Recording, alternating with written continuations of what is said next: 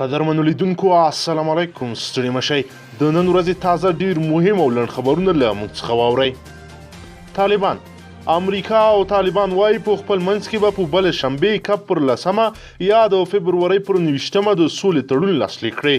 د امریکا بهرنیو چارو وزیر مایک پامپیو په اعلامیه کې ویلي دغه تړون لاسلیک وروسته به ژر د افغانانو خپل منځي خبرې هم پیل شي. ایران پوله د افغانستان د ملي امنیت شورا په یو اعلامیه کې ویلي چې له ایران افغانستان ته د کورونا وایرس د راتلو د مخنیوي لپاره به په موقتي ډول له دې هیواد سره خپل پوله تړلې او هیڅ ډول هوایي او یا هم ځمکنی تګ راتګ به نه کیږي. له دې سره سم هرات کې د کورونا وایرس 3 مشکوکې پیښې ثبت شوې دي. عبدالله د ګډ حکومت اجرایي رئیس عبدالله تر سرپور وروسته د جوزجان ولایت لپاره نوی والی وټاکه. د جوزجان ولایت د ولایتي شورا پخوانی عبدالحی حیات نن د ثبات او همپالنې د ټاکنیزې ډلې د مشر عبدالله لوري د دې ولایت نوی والی وټاکل شو چې د جنبش اسلامي ګوند ویان بشیر احمد تهنیج له لوري یوې ناستې ته ورمعرفي شو.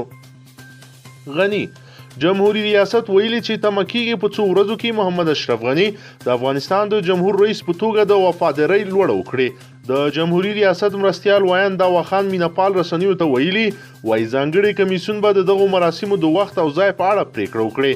هغه که څه هم د کرنې ټی په اړه مشخصا څه نه دي ویلي خو زیاته کړې ده چې ښایي په نږدې ورځو کې د لوړې مراسم ترسره شي.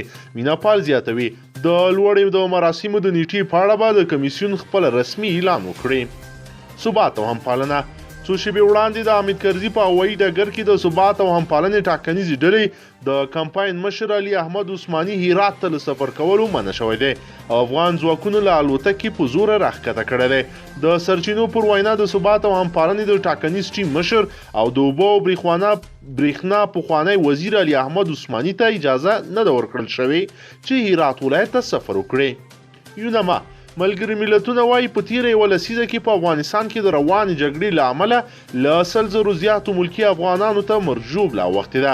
افغانستان لپاره د ملګرو ملتونو مرستندوی ادارې یونما مشر تاداماچی یماماتو ویلي ښایي په افغانستان هیڅ داسې ملکي وګړی نه وي پاتې چې د جګړې تشدد له امله نه وي اغېزمن شوی. بادغیس په داسې حال کې چې د امریکا او طالبانو ترمنځ د جګړو د کموالي او مناسبې فضا د رامنځته کېدو ونې پیل شوي چې تر اوسه کومه لویه پیښه یا برید نه ده شوی خو طالبان وایي 4 عسکر ورته تسلیم شوي دي. دغه عسکر تېره ورځ د بادغیس په قادس ولسوالۍ کې خپلې دندې پرېښې او طالبانو ته تسلیم شوي دي.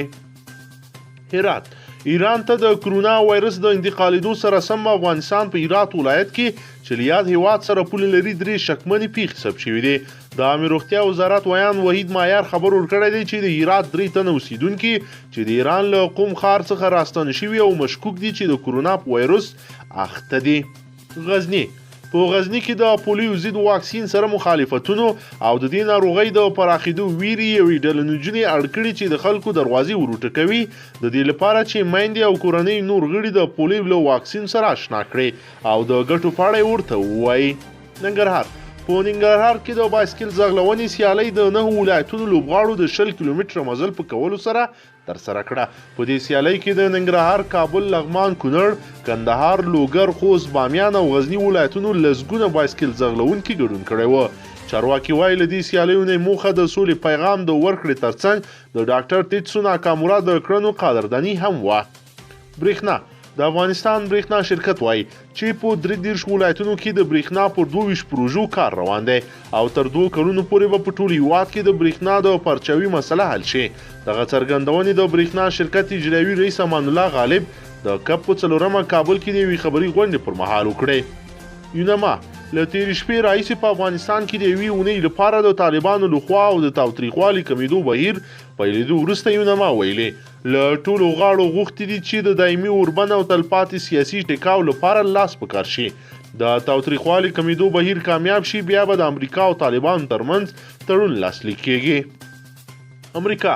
د امریکا مخکښ سناتور ران پال په قهرجنه لهجه لیکلي که چیرې کانګرس وجدان او ضمیر لري امریکایي عسکر باید سمدستي له افغانستان راوباسي.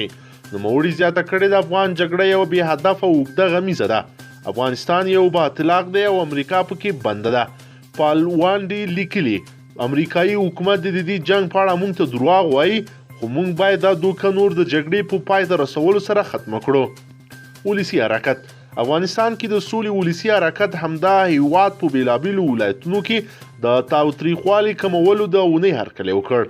د دغه حرکت غړي او مسؤلین وایي د دوی ملاتړ په هرات، هلمند، کندهار، زابل، غزني، میدان وردګ، کابل، بغلان، کندوز، پکتیا، پکتیکا، ننګرهار او خوست ولایتونو کې لارښوونه کړې دي.